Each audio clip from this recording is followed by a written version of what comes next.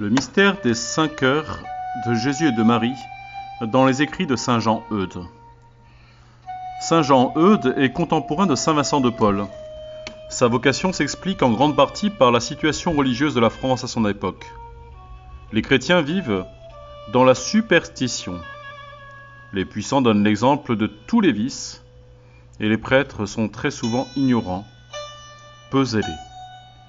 Pour y remédier, Jean Eudes organise des missions paroissiales en Bretagne, en Normandie, en Bourgogne et jusqu'à la cour du roi Louis XIV pour une annonce de l'Évangile.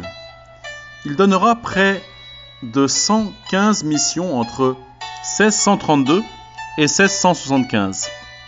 Pour mieux se consacrer à cet apostolat, il fonde en 1643 à Caen la congrégation de Jésus et de Marie, appelée communément la congrégation des Eudistes, qui se voue aux missions ainsi qu'à la fondation des séminaires pour la formation du clergé.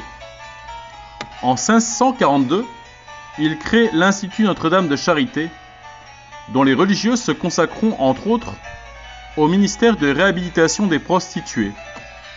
Son action s'appuie sur la miséricorde du cœur de Jésus et la compassion de celui de Marie, dont il présentera les mystères dans diverses œuvres.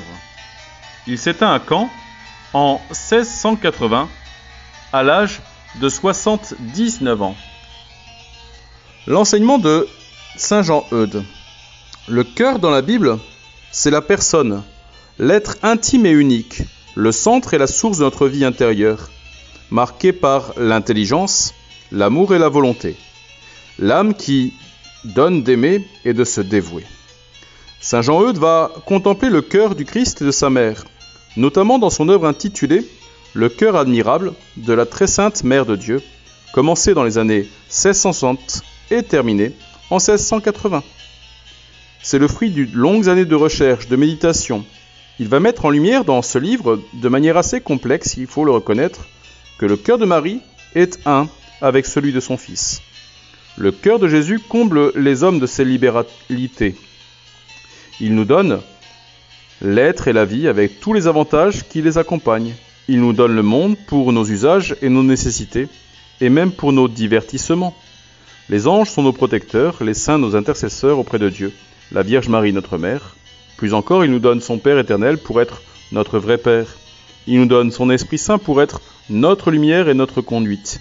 Il nous donne toutes ses pensées, ses paroles, ses actions, ses mystères, toutes ses souffrances et toute sa vie qu'il emploie et qu'il sacrifie pour nous entièrement jusqu'à la dernière goutte de son sang. C'est le cœur divin du Christ qui l'a fait s'incarner et souffrir sa passion pour nous. Ce cœur de Jésus est une fournaise de charité. Il aime son divin Père d'un amour éternel, immense et infini. Il aime sa mère et les grâces inconcevables dont notre Seigneur l'a comblée font voir manifestement ce que cet amour est sans mesure et sans borne. Il aime son Église triomphante, souffrante et militante. L'Église triomphante, c'est la communauté des saints du ciel. L'Église souffrante, c'est la communauté qui sont en purgatoire. L'Église militante, ce sont les chrétiens vivant sur cette terre.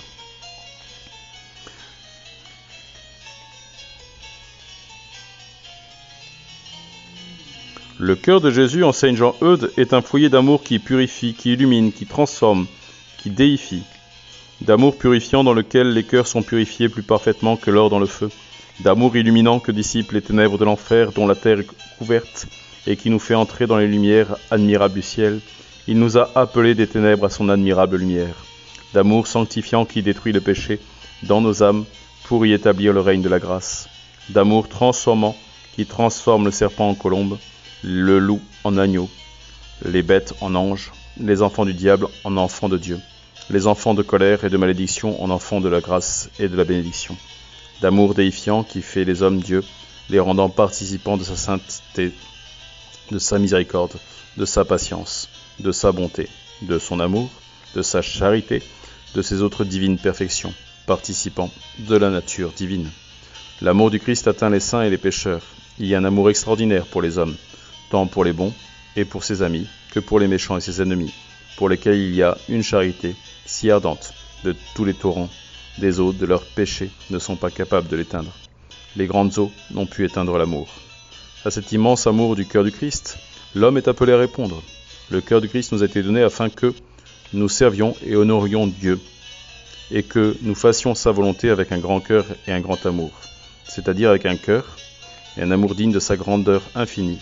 Pour cet effet, saint Jean-Eudes renonce à son propre cœur, et nous dit « Renoncez à votre propre cœur, c'est-à-dire à votre propre esprit, à votre propre volonté, à votre amour propre, et donnez-vous à Jésus pour entrer dans l'immensité de son cœur, qui contient le cœur de sa Sainte Mère et de tous ses saints, et pour vous perdre dans cet abîme d'amour, de charité, de miséricorde, d'humilité, de pureté, de patience, de soumission et de sainteté. » Pour saint Jean-Eudes, le chrétien doit offrir sa vie par amour comme le Christ. Il ne peut faire vraiment qu'en accueillant en lui l'amour du cœur de Jésus.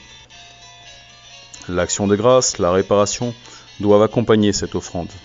Nos devoirs envers cet aimable cœur sont de l'adorer, de le louer, de le bénir, de le glorifier et de le remercier. De lui demander pardon de tout ce qui a souffert pour nos péchés. De lui offrir en réparation toutes les joies qui lui ont été données par ceux qui l'aiment et toutes ses afflictions acceptées pour l'amour de lui, et enfin de l'aimer avec ferveur.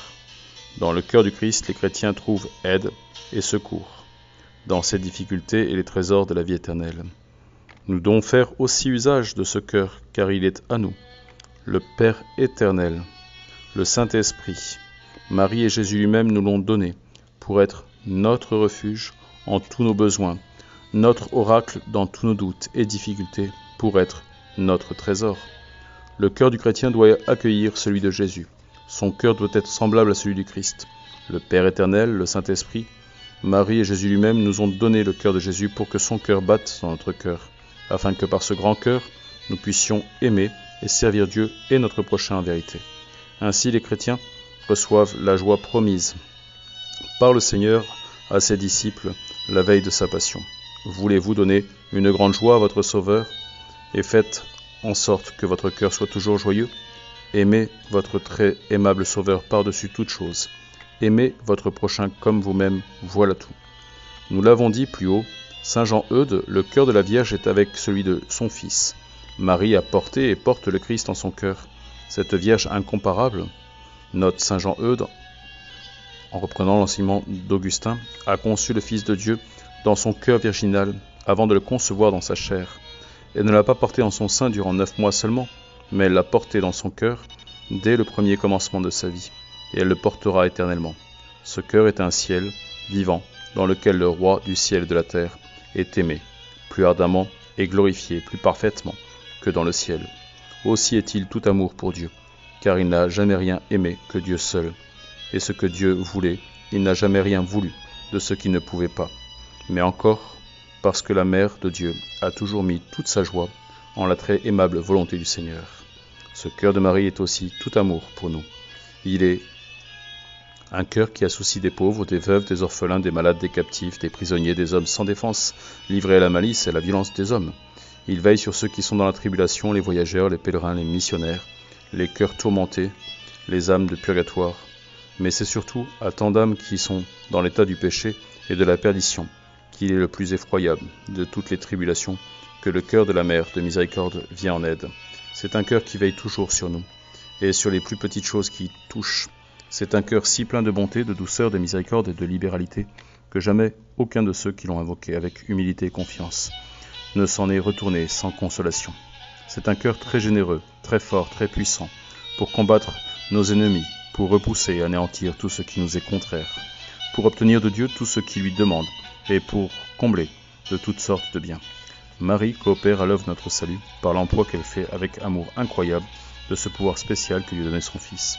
Ce cœur admirable est le modèle de nos cœurs, la perfection. C'est faire en sorte qu'il soit autant d'images vives du saint cœur de Marie. De plus, comme le Père éternel a donné à Marie le pouvoir de concevoir son Fils, premièrement dans son cœur, ensuite dans son sein virginal, il a donné la puissance de la former dans le cœur de ses enfants d'Adam. Comme elle a porté et portera éternellement son Fils Jésus dans son cœur, elle a porté et portera jamais ce même cœur tous les saints membres de ce divin chef, comme ses enfants bien-aimés, et comme le fruit de son cœur maternel, dont elle fait une oblation continuelle à la divine majesté. Jean Eudes compare le cœur de la Vierge à une merveilleuse fontaine que le Christ a faite pour les hommes. Il met sur les lèvres de Jésus la parole poétique suivante. « Je l'ai faite pour vous. Je l'ai remplie d'une infinité de bien pour vous. J'y suis pour vous. J'y suis pour vous découvrir et pour vous distribuer les trésors immenses que j'y ai cachés. J'y suis pour vous rafraîchir, vous fortifier et vous donner une nouvelle vie par les eaux vives dont elle regorge. J'y suis pour vous repaître du lait et du miel, pour vous y enivrer du vin qui en découle. Venez donc à moi. » Saint Jean Eudes applique ici au Christ le texte d'Isaïe 55. Ce que Saint Jean Eudes a enseigné va être comme illustré et popularisé par les apparitions du Sacré-Cœur, de Jésus à Sainte Marguerite Marie à la Coque, par la rue du Bac, par Notre-Dame de Fatima. Cœur uni de Jésus et Marie, priez pour nous.